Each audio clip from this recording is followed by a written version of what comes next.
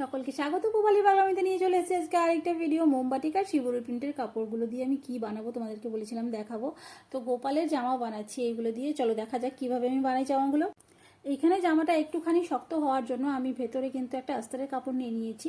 তো এখানে দেখো 24 ইঞ্চি আছে, আর ওইদিকে আমি মাপটা নেব 5 ইঞ্চি। এইটাকে আমি কাপড়ের ভেতরে দেবো আর কি। আর এই 24 ইঞ্চি 5 ইঞ্চি নিয়েছি, এটা কিন্তু 0 সাইজের গোপালের জন্য জামা নয়, আমি 0 সাইজের গোপালের জন্যই বানাচ্ছি। এটা ইচ্ছে করেই বানাচ্ছি, তার কারণ হচ্ছে আমার ওই পেছন দিকে একদম ঘের মতন ঘুরে থাকে, যে ওইটা ভালো লাগে বলে। তবে যে এই সাইজটা দেখিয়েছি সেই সাইজটাই কিন্তু তোমরা 1 নাম্বার 2 নাম্বার 3 নাম্বার অবধি গোপালকে কিন্তু পরাতে পারো, আরামসে জামা হয়ে যাবে। তো আস্তারের কাপড়টা দেখো আমি 2 ভাঁজে করেছি, তার কারণ হচ্ছে আরেকটা ভাঁজের কাপড় আমি রেখে দেবো অন্য একটা কাজে লাগানোর জন্য। আর এইবারে দেখো এর মধ্যে আমি এই কাপড়টাকে ভাঁজ করে নিয়েছি, আর এটার ভেতরেই কিন্তু আমি আস্তারের কাপড়টা দেবো। আর এই মাপে আমি বাটিক প্রিন্টের যে কাপড়টা আছে সেটাকে ঠিক করে কেটে নেব, একদম সাইজ মতো কেটে নিচ্ছি দেখো। আর এটা ভেতরে থাকবে, ভেতরে রেখেই আমি এটাকে সেলাই করব। কাপড়ের ভাঁজটা যে দিকটায় পড়ছে সেই দিকটা কিন্তু ঘেরের নিচের দিকটা থাকবে, আর ওপেনিংয়ের দিকটা যেখানটা সেইখানটা দিয়ে আমি পট্টিটা দেব। আর আমি দেখো এই দিক থেকে কুচিটাও দিয়ে নিচ্ছি। এইভাবে আস্তে আস্তে কুচিটা দিয়ে নেবে, যেহেতু আমার কাপড়টা একদমই ভেতরের কাপড়টা তো একটুখানি শক্তই আছে, আর ওপরের কাপড়টাও মোটামুটি আমার একটু কলপ আছে, তো সেই কারণে এটার মধ্যে আমার আর বেশি কিছু পরিশ্রম করতে হচ্ছে না। তবে তোমরা যদি চাও তাহলে এখানে ইস্ত্রি দিয়ে নিতে পারো। আমারটা দেখো সোজাসুজি ভাঁজ পড়ে যাচ্ছে, তো সেই রকম কোনো অসুবিধা আমার হচ্ছে না। তো এখানে আমি সবটা দিয়ে নিলাম, দেখো ভাঁজ কুচিটা দিয়ে নিলাম আর কি। আর এইবারে একটা ছোট্ট করে টুকরো নিয়েছি, যেটা আমার রেকর্ড করা হয়নি আসলে। ছোট্ট একদম ছোট্ট করে একটা টুকরো নিয়েছি। আসলে এগুলোর সেই রকম কোনো মাপ না নিলেও হয়, মোটামুটি একটা আন্দাজে নিয়ে নিলেই হয়। এই যে দেখো, তো এবারে এইটাকে আমি মাঝখানে দেব, আর এদিকে একটা পট্টি দিয়ে দেব।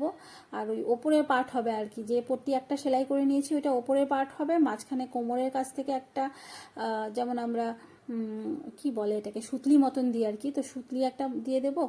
দিয়ে এটা হয়ে গেল আমার জামা বানানো। আর এইবারে আমি পাগড়ি বানাচ্ছি। পাগড়ির জন্য এই যে এইভাবে কাপড়টাকে নিয়ে নিয়েছি, ভেতরে দিয়ে দিয়েছি 2 ভাঁজ করে, যাতে একটুখানি শক্ত হয় জিনিসটা। আর এইবারে দেখো এখানটায় সেলাই করে দিলাম। ভাঁজটা কিভাবে দিয়েছি তোমরা দেখেইছো।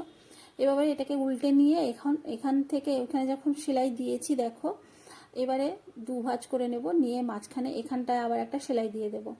আর তারপরে এটাকে আমি একটু সুন্দর করে সাজিয়ে নেব, সবটাই জড়ি দিয়ে। আর এখানে আমি আর সেলাই করিনি, ওই ফ্যাব্রিক গ্লু যেটা আছে সেটা দিয়ে লাগিয়েছি, আর মেটাল গ্লু দিয়ে আরও কিছু জিনিস আমি লাগিয়েছি। ফ্যাব্রিক গ্লু দিয়ে আমি নিচে ওই ঘাগরার মতো যেটা, সেটার নিচেও লাগিয়ে নিয়েছি। এখানে একটুখানি আমি এই যে কি বলে এটাকে, আমি ঠিক জানি না, নামটা মনে পড়ছে না এই মুহূর্তে আসলে। না, আমি কথা বলতে বলতে একটুখানি বেশি ভাবছি এটাই, যে এত কষ্ট করে কতগুলো ভিডিও করি, কাজগুলো আমি অন্য সময়ও করি, কিন্তু এই ভিডিও করতে রেকর্ড করতে অনেক সময় লাগে। আর ভিডিও করে আমি রেজাল্ট যা পাচ্ছি খুবই আসলে অনেক সময় খুব এফর্ট দিয়ে এডিটও করি। ভিডিও করার পরিশ্রম, দেন এডিট করার পরিশ্রম, ভয়েস ওভার দেওয়ার অপেক্ষা পরিশ্রম, সেগুলো অনেক সময় মনে হয় বিফলে যায়, খুব খারাপ লাগে। কিন্তু আজকে তাই একদম আনমনা হয়েই আসলে ভয়েস ওভারটা দিচ্ছি। তো চলো যাই হোক, শিবরি প্রিন্টের কাপড়টার থেকে ছোট্ট একটা টুকরো আমি নিচ্ছি এখন।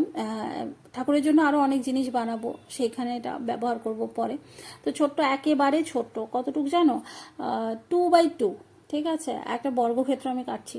এই যে দেখো, এইটার থেকেই আমি নেব, নিয়ে এটা হচ্ছে গোপালের একটা ধুতি করছি। এটা না আমার মনে হয়েছে পরে যে না আর একটু বড় নিলে হয়তো ভালো হতো, কারণ কুচিটা একটু কম পড়ছিল আমার কাছে, এটাই মনে হচ্ছিল। তো 2x2 না নিয়ে আমার মনে হয় 2.5x2 বা আরেকটু বেশি 3x3 নিলে একটু বড় হতো ধুতিটা, তবে জিনিসটা দেখতে একটু সুন্দর হতো আমার কাছে মনে হলো, সেটাই আর কি। যাই হোক, এইবারে একটুখানি কম হয়েছে, নেক্সট টাইম ঠিকঠাক করে নেব। তো এই যে কাপড়টাকে এবার দেখো মাঝখান থেকে ভাঁজ করে নিয়েছি, নিয়ে এইখান থেকে না আমি এটাকে কেটে দেবো। কেটে দিয়ে একটুখানি গোল মতন করে কাটবো। তো চলো তোমাদেরকে দেখাচ্ছি। আর আমার এটা দিয়ে ধুতি বানানোটা আসলে 0 সাইজের গোপালের জামার মধ্যে একেবারেই বোঝা যাচ্ছে না শিবরি প্রিন্টটা। তো কোনো ব্যাপার না, আরও টুকরো আছে, ওইটা দিয়ে আরেকটা ঘাগরার মতন আবার একটা বানিয়ে নেব গোপালের জন্য। অনেক সুন্দর সুন্দর জামা বানাতে ইচ্ছে করে, সবসময় হয়েও ওঠে না। তো এই যে দেখো, এই যে গোল মতো করে দেখো এটাকে কেটে নিচ্ছি এইভাবে, এই দিকেও আর এই দিকেও, দুই দিকে কেটে নিচ্ছি। আর এবার কি করব বলো তো, এই কোনাগুলো যে আছে না, কোনাগুলোর মধ্যে ওই যে মোমবাতিকের যে কাপড়টা আছে সেইটা দিয়ে একটুখানি বর্ডার সেলাই করব। তো আমি এই যে ধুতিটা বানাচ্ছি, এটা বানাচ্ছি গোপালের রং খেলার জন্য। তো রং খেলার জন্য আমরা সাধারণত কেমন একটুখানি হালকা ফুলকা কাপড় পরি, তো সেই কারণে আমি কোনো জড়ি দিচ্ছি না, ঠিক আছে। এটাতে ওই কাপড় দিয়েই আমি বর্ডারটা দিচ্ছি। তো তোমরা চাইলে যদি এরকম ধুতি বানাও, সেই ক্ষেত্রে তোমরা যদি এমনি পরার জন্য বানাও, তখন তোমরা এই বর্ডারটাতে জড়ি দিতে পারো। আমি এখানে যেহেতু এটা কমফোর্টেবল একটা কাপড় হবে এরকম মনে মনে ভেবেছি, আমার ভাবনাটা এটাই ছিল, সেই কারণে আর আমি ওই সুতি কাপড়ই দিলাম। তো এই যে এই ধারটায় দেখো এভাবে আমি কুচি দিয়ে নেব। তো সবটা না আসলে রেকর্ড করিনি, তার কারণ হচ্ছে খুব ছোট জিনিস তো সেলাই করতে বড্ড অসুবিধা হয়। তো যাই হোক, আমার ওইটা সেলাই করা হয়ে গেছে, এবারে পাগড়িও হয়ে গেছে। দেখো এটা কেমন লেগেছে তোমরা কিন্তু জানিও।